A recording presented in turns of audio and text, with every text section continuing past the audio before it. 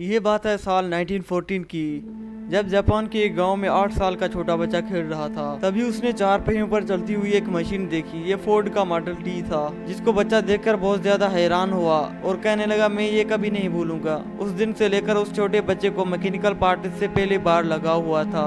और क्या किसी को मालूम था कि आने वाले वक्त में उसका नाम हमें हर छोटी बड़ी गाड़ियों पर दिखाई देगा। मैं हूँ सलीम बलोच और सालिम टीवी में आप सबको वेलकम कहता हूँ। साल 1906 में जापान के माउंट फूजी के करीब एक छोटे गांव में साचेरो होंडा की पैदाइश हुई। उनके वालिद का नाम गेई होंडा था और वो लोहार होने के साथ साथ पार्ट टाइम में टोक्यो से पुराने साइकिलों को लाकर उनको रिपेयर करता था। होंडा के 5 बहन भाई पहले ही मुख्तलिफ बीमारियों की वजह से मर चुके थे, लिहाजा उसकी माँ बाप की होंडा से काफी सारी उम्मीदें थी। जब होंडा 8 साल का था तो अपने गाँव में एक 4 पहियों पर चलने वाली गाड़ी देखी और कहने लगा, मैं उसकी तेल की खुशबू को कभी नहीं भूल सकता। उसके बाद होंडा को पढ़ाई में दिलचस्पी बिल्कुल भी नहीं थी और अपने बाप के साथ साइकिल रिपेयर का काम करता था। वक्त गुजरने के बाद जब वो 15 साल का हुआ तब उसने न्यूज़पेपर में एक इश्तिहार देखा। आर्शुकाई के नाम टोक्यो के ऑटोमोबाइल सर्विस स्टेशन पर कुछ मुलाजिमत की जरूरत थी। फिर होंडा ने उस कंपनी को एक लेटर लिखा और खुशकिस्मती से होंडा की यह लेटर कबूल हो गई थी। होंडा की ख्वाब तो तब बर्बाद हो गए जब होंडा टोक्यो पहुंचा तो उससे मैकेनिकल काम के बजाय साफ सुथरे और बच्चों के देखभाल के काम करवाते थे। और तो होंडा को घर वापस जाने में भी शर्म आ रही थी, तब मजबूरन होंडा को यही काम करना पड़ता था। तकरीबन 2-3 महीने के गुजरने के बाद अब होंडा से मैकेनिकल काम भी लिए जाते थे। मैकेनिक में तो होंडा को पहले ही दिलचस्पी थी। होंडा फकत चंद हफ्तों में हर किस्म की गाड़ी की पार्ट्स के बारे में काफी कुछ समझ चुका था। उस दौरान आर्शुकाई ने 2 स्पोर्ट्स कार भी बनाए थे, जिसमें पहली कार 8 डिमरर थी और दूसरी कर्टस। ये दोनों गाड़ियां यूज इंजन को इस्तेमाल करके बनाए गए थे, जिन्होंने जापानीज मोटर कार चैंपियनशिप 1924 में पहली पोजीशन भी हासिल की। सोचेरो होंडा एक अच्छा मैकेनिक होने के साथ साथ रेसिंग के दौरान ड्राइवर के साथ इंजीनियर के तौर पर भी बैठता था। ये वो वक्त था जिसके बाद होंडा ने कार रेसिंग को अपना रिलीजन बना दिया। कई सालों तक वो उसी कंपनी में काम करता रहा और अपने तजुर्बे को बढ़ाता रहा। सन 1928 में जब होंडा का एज 22 साल था तब आर्शुकाई मालिक ने अपने एक और ब्रांच खोलने का फैसला किया।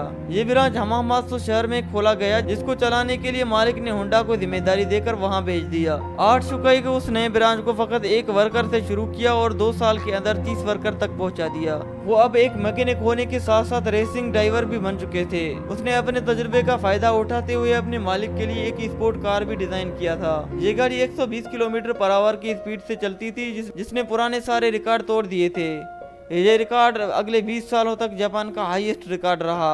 आर्शुकाई के मालिक के दिल में होंडा की अहमियत दिन ब दिन बढ़ती रही। होंडा अपने खुद का वर्कशॉप खोलना चाहता था, लेकिन शायद किस्मत को ये मंजूर नहीं था। सन 1936 में रेसिंग के दौरान होंडा का एक होलनाक हादसा हुआ।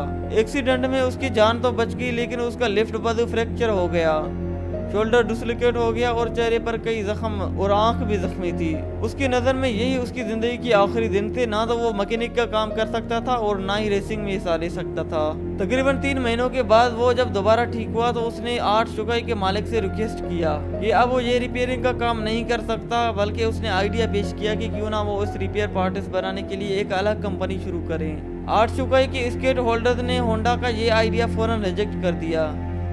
उनको ऑलरेडी प्रॉफिट्स मिल रहे थे और कोई नहीं चाह रहा था कि नया रिस्क लिया जाए। उस पर होंडा ने डिसाइड किया कि पार्ट्स मैन्युफैक्चरिंग की कंपनी वो अकेले ही खोलेगा। 1936 में होंडा ने अपने दोस्त के साथ मिलकर टोकाई सेकी हेवी इंडस्ट्री खोली और अपने दोस्त सोचेरो काटो को उसका प्रेसिडेंट बना दिया। बहरहाल कंपनी तो वो खोल चुके थे, पर होंडा के पास उसको चलाने के लिए इन्वेस्टमेंट नहीं था। वो दिन भर आर्शुकाई के लिए काम करता था, जबकि रात में अपने नई कंपनी के लिए खुद इंजन पिस्टन बनाने की कोशिश करता था। अगले कई महीनों तक वो चलता रहा, लेकिन उसको कोई कामयाबी नहीं मिल सका। उल्टा वो लगातार शिफ्टें लगा कर कमजोर और बीमार हो चुका था। एक के बाद एक नाकामी उसका रास्ता रोक बैठी थी।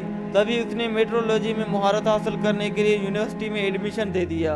1939 में 3 सालों के लगातार मेहनत करने के बाद वो आखिर एक पिस्टन बनाने में कामयाब हो गए। अब उसने आर्शुकाई से जॉब छोड़ दी और फुल टाइम में पिस्टन बनाने में लगा रहा और उसको मालूम ही नहीं था कि उसके बनाए हुए पिस्टन में अभी भी कई फॉल्ट्स हैं। उसने टोयोटा कंपनी को पिस्टन ऑफर किए तो टोयोटा ने 50 में से 47 डिजाइन रिजेक्ट कर दिए। ये खबर होंडा पर बिजली बनकर गिरी, क्योंकि उसके पास वापसी का भी कोई हल नहीं था। उसने मुख्तलिफ कंपनीज की रिक्वायरमेंट्स को समझने के लिए पूरे जापान के दौरे लगाना शुरू कर दिए। अलग अलग फैक्ट्रीज में गया और कार मैन्युफैक्चरिंग से मिला। कई साल उसने मार्केट को समझने में लगा दिए और उसके बाद होंडा ने एक बार फिर पिस्टन बनाने की कोशिश की और कामयाब हो गया। इस बार ये पिस्टन सारी कंपनीज की क्वालिटी कंट्रोल पास कर चुकी थी। उसको धड़ाधड़ ऑर्डर्स मिलना शुरू हो गए और एक बार फिर से होंडा को अपने ख्वाब पूरे होते हुए दिखाई दे रहे थे। ऑर्डर्स को पूरा करने के लिए उसकी कंपनी ने 2000 वर्कर्स को भी हायर कर दिया। होंडा की ये खुशी सिर्फ चंद महीनों की मेहमान थी, ये किसी को मालूम नहीं था। सन 1941 में जापान वर्ल्ड वॉर 2 में कूद गया। उसके बाद मिनिस्ट्री ने कई जापानी कंपनी को अपने कंट्रोल में ले लिया, जिसमें एक कंपनी होंडा की भी थी। और उसके बाद होंडा को उसी कंपनी का सीनियर मैनेजर डायरेक्टर बना दिया और चीजें तब बिगड़ गई जब कंपनी के वर्कर को मिलिट्री सर्विस में लगा दिया। तकरीबन 3 सालों तक इंतहाई मुश्किल हालत में गुजरे, लेकिन 1944 में एक वाकया हुआ जिसने होंडा की उम्मीदों पर पूरी तरह पानी फेर दिया। एयर रेड के दौरान एक मिसाइल सीधा सचेरो होंडा की कंपनी पर लगा और मुल्क के हालात बदतर से बदतर होते जा रहे थे और जापान हारता हुआ दिखाई दे रहा था। 1947 में 2 न्यूक्लियर अटैक हुए, जिसके बाद जापान ने अमेरिका के आगे अपना सर झुका लिया। फिर जंग खत्म हो चुकी थी, लेकिन होंडा अपना सब कुछ खो बैठा।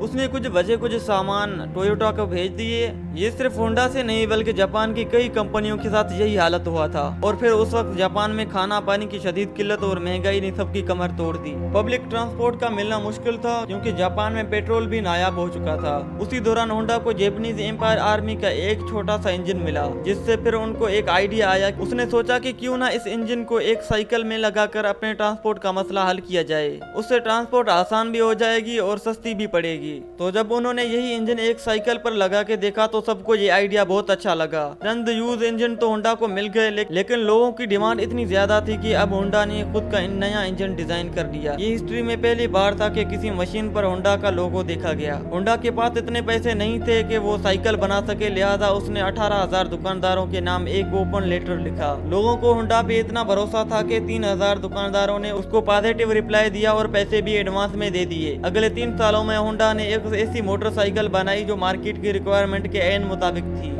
ये सुपर कप के नाम से लॉन्च की गई, जिसने आते ही मार्केट में धूम मचा दी। होंडा को रेसिंग का बहुत शौक था, इसलिए वो मुख्तलिफ बाइक रेसेस में जाता था और जीतने वाले बाइक की खास मैन्युफैक्चरिंग नोट करता था। जिस दौर में ऐसे ही स्पोर्ट कम्युनिकेशन रेस से बढ़कर मैन्युफैक्चरिंग कंपनीज के लिए मार्केट का टूल हुआ करते थे। चंद सालों में होंडा की पहली स्पोर्ट बाइक लॉन्च की गई, जिसने 1962 इंटरनेशनल रेसिंग कम्युनिकेशन में पहली पोजीशन हासिल की। उस रेस ने होंडा का नाम पूरी दुनिया में फेमस कर दिया। 1960 में होंडा दुनिया की सबसे बड़े मोटर मैन्युफैक्चरिंग कंपनी बन चुकी थी और 1968 में ये 1 करोड़ यूनिट सेल कर चुके थे। अपने जिंदगी के 62 साल गुजारने के बाद आखिर सचेरो होंडा को कामयाबी तो मिल चुकी थी, लेकिन जो ख्वाब वो बचपन से लेकर बैठा था वो अभी तक पूरा नहीं हुआ। होंडा अब कार मैन्युफैक्चरिंग की तरफ भी जाना चाहता था, लेकिन कई लोगों ने ऐसे करने से मना किया। फिर उसने किसी की ना सुनी। इस वक्त जापान में ऑलरेडी टोयोटा और निसान जैसी कंपनी अपना बिजनेस जमाए बैठे थे और वहां मार्केट में अपने नई जगह बनाना काफी मुश्किल था। तो सचेरो होंडा ने अपने पहली पिकअप ट्रक T360 लॉन्च की, जो कि फेल हो गई। उस सालों की मेहनत और कई दर्जन डिजाइन रिजेक्ट होने के बाद फाइनली 1972 में होंडा सिविक लॉन्च की गई। ये वो गाड़ी है जिसके नए मॉडल आज तक पूरी दुनिया में फेमस हैं। 1980 में होंडा मोटर जापान के तीसरे बड़े मैन्युफैक्चरर कंपनी थे और सिर्फ 10 सालों में ये दुनिया की तीसरी बड़ी कंपनी हो गई। आज होंडा का नाम हमें हर car, motorcycle engine, plane engine और दर्जनों पावर टूल्स पे देखने को मिलता है। तो सचेरो होंडा ने होंडा सिविक लॉन्च होने के अगले ही साल 1973 में अपनी कंपनी से रिटायरमेंट ले ली थी और अगस्त 1991 में होंडा की डेथ हो चुकी थी।